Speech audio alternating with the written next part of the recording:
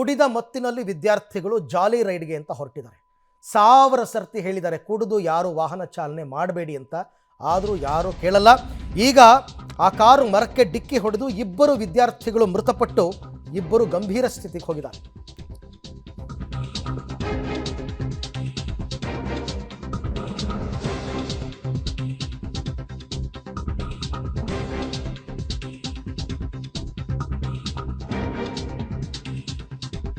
ಕುಡಿದ ಮತ್ತಿನಲ್ಲಿ ಕಾಲೇಜು ವಿದ್ಯಾರ್ಥಿಗಳು ಜಾಲಿ ರೈಡ್ಗೆ ಹೋದಾಗ ಕಾರು ಮರಕ್ಕೆ ಡಿಕ್ಕಿಯಾಗಿದೆ. 2 ವಿದ್ಯಾರ್ಥಿಗಳು ಸಾವನ್ನಪ್ಪಿದ್ದಾರೆ, ಇನ್ನಿಬ್ಬರ ಸ್ಥಿತಿ ಗಂಭೀರವಾಗಿದೆ. ಬನ್ನೇರುಘಟ್ಟ ಸಮೀಪದ ರಾಗಿಹಳ್ಳಿ ಅರಣ್ಯದ ರಸ್ತೆಯಲ್ಲಿ ಈ ಘಟನೆ ನಡೆದಿದೆ. 28 ವರ್ಷದ ಸಹಾಹುಕ್ ಮತ್ತು 23 ವರ್ಷದ ಅರ್ಷು ಇಬ್ಬರು ಕೂಡ ಮೃತಪಟ್ಟಂಥವರು. 23 ವರ್ಷದ ದೇವನಾರಾಯಣ ಮತ್ತು 23 ವರ್ಷದ ಸಾಹಿಲ್ ಇಬ್ಬರಿಗೂ ಗಂಭೀರ ಗಾಯ ಆಗಿದೆ. ದೃಶ್ಯದಲ್ಲಿ ಆ ಫೋಟೋಗಳನ್ನ ನೋಡ್ತಾ ಇದ್ದೀರಾ. ಕಾರಿನ ಸ್ಥಿತಿ ನೋಡಿದ್ರೇ ನಿಮ್ಗೆ ಗೊತ್ತಾಗುತ್ತೆ ಇಲ್ಲಿ ಏನಾಗಿದೆ ಅಂತಂದ್ಬಿಟ್ಟು. ಇವರು 4 ಕೇರಳ ಮೂಲದ ವಿದ್ಯಾರ್ಥಿಗಳಂತೆ. ಸ್ವಿಫ್ಟ್ ಡಿಸೈರ್ ಕಾರ್ನಲ್ಲಿ ಇವರೆಲ್ಲ ಹೋಗ್ತಾ ಇದ್ರು.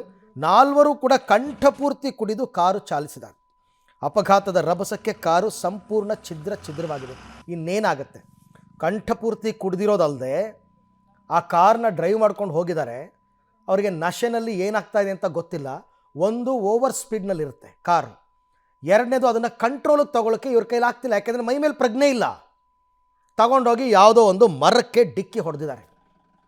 ಡಿಕ್ಕಿ ಹೊಡೆದ ರಭಸಕ್ಕೆ ಕಂಪ್ಲೀಟ್ ಫ್ರಂಟಲ್ಲಿ ಕೂತಿದ್ದವರು ಅಂತ ಅನಿಸುತ್ತೆ ನನಗೇನೋ. ಸಹಾಹುಕ್ ಮತ್ತು ಅರ್ಷು ಇವರಿಬ್ಬರು ಮುಂದ್ಗಡೆ ಕೂತಿದ್ದವರು, 2 ಮೃತಪಟ್ಟಿದ್ದಾರೆ. ಹಿಂದ್ಗಡೆ ಕೂತಿದ್ದವರಿಬ್ಬರು ಗಂಭೀರ ಸ್ವರೂಪದ ಗಾಯ ಆಗಿದೆ. ನೋಡಿ, ಬೇಕಿತ್ತಾ? ಎಲ್ಲರೂ ಇನ್ನೇನು ಎಜುಕೇಷನ್ ಮುಗಿಸಿ ಅವರವ್ರ ಕುಟುಂಬದ ನಿರ್ವಹಣೆಗೆ ಸಜ್ಜಾಗಬೇಕಾದ ಟೈಮಲ್ಲಿ, ಅಷ್ಟು ಚಿಕ್ಕ ವಯಸ್ಸಲ್ಲಿ ಕುಡಿತದ ಚಟಕ್ಕೆ ಬಿದ್ದು ಕುಡಿದು ಕಾರು ಓಡಿಸಿ ಆಕ್ಸಿಡೆಂಟ್ ಮಾಡಿಕೊಂಡು ಕೊನೆಗೆ ಜೀವನೇ ಕಳ್ಕೊಂಡಿದ್ದಾರೆ. ಇದನ್ನು ಅನ್ಫಾರ್ಚುನೇಟ್ ಅನ್ನೋಕ್ಕಾಗಲ್ಲ. ಇದು ಹೆಂಗೆ ಅಂತಂದರೆ ತನಗೆ ತಾನೇ ಮಾಡ್ಕೊಂಡಿರ್ತಕ್ಕಂಥದ್ದು. ಇದೊಂಥರ ಸೂಸೈಡಿಗೆ ಲೆಕ್ಕ ಇದು. ಈ ಬಗ್ಗೆ ಮತ್ತಷ್ಟು ಮಾಹಿತಿ ನನ್ನ ಕೊಲೀಗ್ ಅಂಬರೀಷ್ ಅವರಿಂದ ಪಡ್ಕೊಳ್ಳೋಣ. ಅಂಬರೀಷ್, ಯಾವಾಗ ನಡೆದಂತಹ ಅಪಘಾತ, ಈಗೇನು ಡೀಟೇಲ್ಸ್ ಏನೇನು ಸಿಕ್ಕಿದೆ ಇದ್ರ ಬಗ್ಗೆ?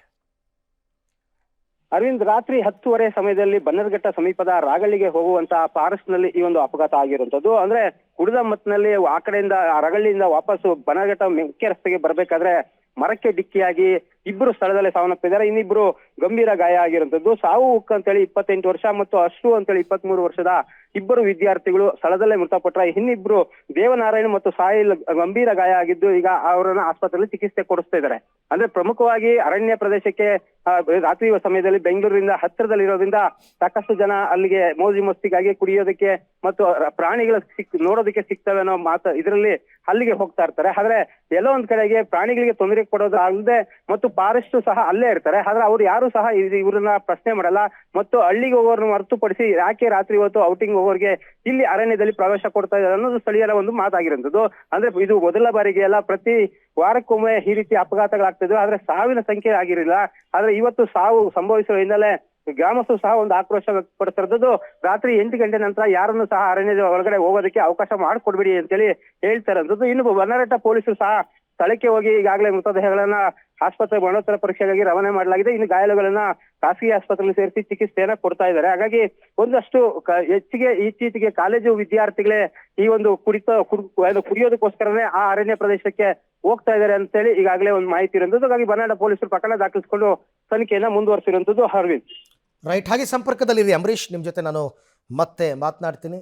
ಸೊ ಒಂದು ಇನ್ಸಿಡೆಂಟ್ ಇದು ಕುಡಿತದಿಂದ ಆಗಿರುವಂಥದ್ದು, ಎಚ್ಚೆತ್ಕೊಳ್ಳಿ ಅಷ್ಟೇ.